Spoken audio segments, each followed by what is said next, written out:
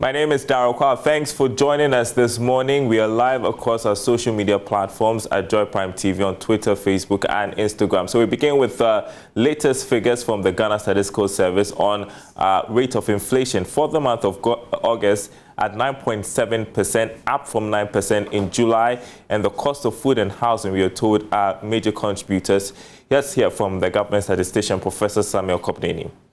We look at the composition of year-on-year inflation, keeping in mind the 13 divisions, and we continue to see that food inflation is contributing the largest to the overall inflation of 9.7 that was recorded for the month of August 2021. For the first time in several months, we're seeing the contribution of food inflation surpassing 50%, specifically 50.2%. We also see housing maintaining its contribution at 16.7%, and we see a marginal dip in transport of about 0.3%, that is reducing from 14.3 that was recorded for the month of July 2021 and 14.0 recorded for the month of August 2021. Combining housing and food inflation, we are accounting for 2/3 of the overall inflation that was recorded for the month of August 2021, and combining food, housing, and transport for 1/5 of the overall inflation are drawn from these three divisions, with food 50.2%, housing 16.7%, and transport 14.0%. We do the disaggregation at the subclass level on a year-on-year basis and on a month-on-month basis, focusing on food, in the view that food is the major driver for the August 2021 inflation. From a year-on-year basis, we identify 7 subclasses that record food inflation higher than the overall average, that is the 10.9 that was recorded for the month of August 2021. And from the month-on-month basis, we identify 9 subclasses that do record food inflation, that do record inflation higher than the overall food inflation of 0.2. And that was government statistician Professor Samuel Kopneni. Now let's go up north, where poultry farmers there are complaining about the high cost of poultry feed, and that's because of the astronomical price of maize. The farmers have been addressing a press conference there, and here's a report from my colleague Martina Bugui. Poultry farmers continue to raise concerns over cost of feeding the birds they say is affecting the industry. It is against this backdrop that the Northern Region branch of the Poultry Farmers Association held a press conference to drum home their demands. Addressing the news conference, the Northern Regional Chairman of the group, George Dasa, said some of its members are folding up whilst others are selling their best to buy feed to feed the rest. He wondered why Ghana's neighbors were allowed to come in and buy a lot of maize when the poultry industry needed the maize.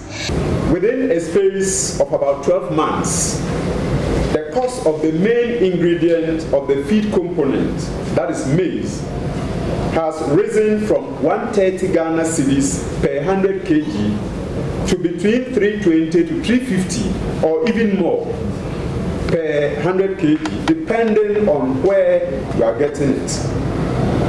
Members of the press, is it not curious that through the flagship program, Planting for Food and Jobs, cost of inputs are subsidized using the Ghanaian taxpayers' money? The program became successful because maize farmers had more yield than before.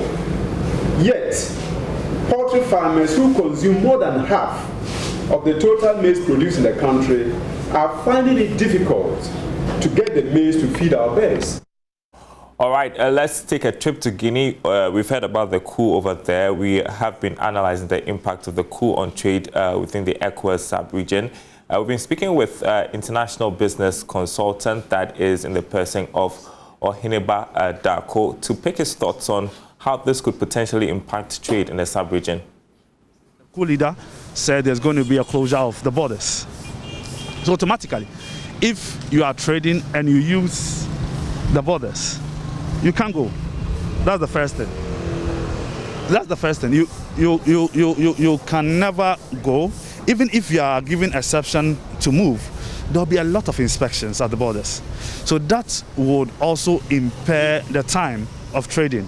So if you are allowed, and maybe the product you are sending is perishable, maybe have to stay at the borders for maybe a day or two, because they have to do thorough inspections, because now security instability, they might fear that maybe there could be guns, there could be whatever to come and do another counter coup. So now, obviously, there's going to be a lot of checks, even if you're allowed. So yes, it's going to have an effect on our trade, and I don't even think you can fly to Guinea now. And already we are told that aluminum prices have gone up as a result of the coup that is around the world. And that's Talking Business this morning. Thanks for watching, everyone. There's more news on our website, myjoyonline.com/business. Coming up next is Beyond the Headlines with Benjamin after this break.